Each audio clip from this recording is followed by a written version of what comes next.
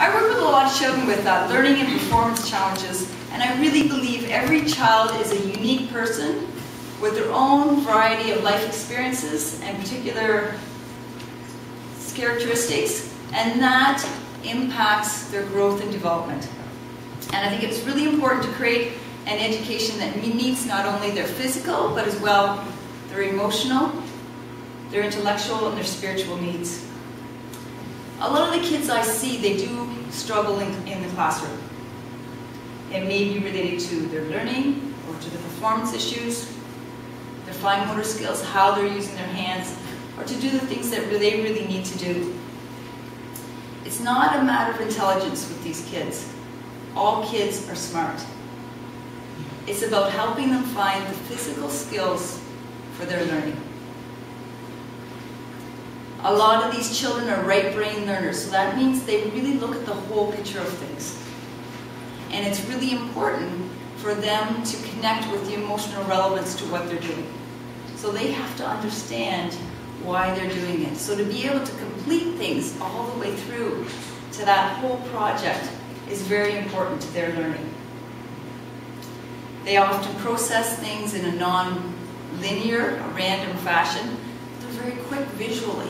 They can do math in their head, but they may not be able to show the teacher how they did each step. Okay? So one of the things that's really important and that is very key in the Montessori approach is learning what that child's learning style is and adapting the teaching method to that. Because it is self-directed and it's curriculum based on the child. That's the curriculum and what this child's needs are, and they can direct you in that way. So the teacher becomes a facilitator in their learning. In that way, they really are running their innate program. Learning comes from within, and the way we learn first is through movement. Movement is our first teacher.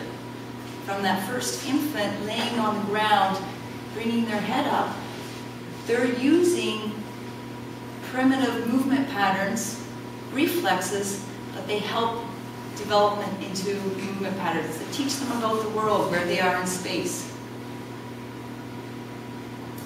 The Montessori approach is really offering a different teaching method. It incorporates all the senses. It's a hands-on learning technique, and it helps kids discover for themselves. And I think that's so key. If we look at how much information that we take in, depending on whether we hear it, whether we see it, whether we move with it, or whether we teach it, a lot of times the older kids are teaching the younger kids. We learn the most by what we experience ourselves and what we can teach others.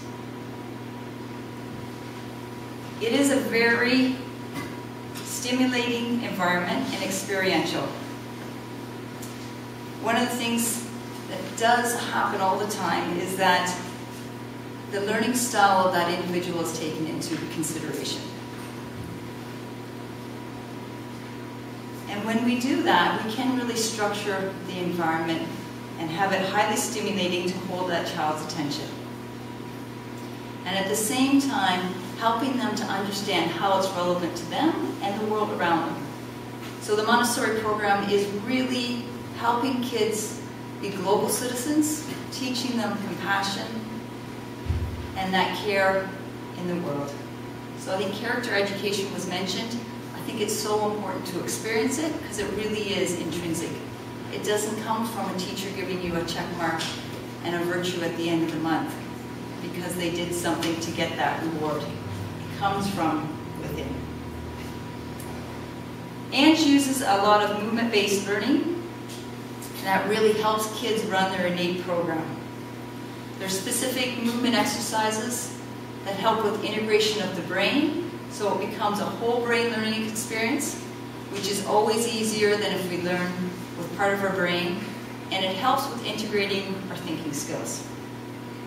She also uses activities that help diffuse stress in the system, and when we do that, then we're more motivated to learn and attentive in the classroom. As soon as we introduce stress into the equation, it directly impacts the nerve networks in our brain. Stress is a really personal thing.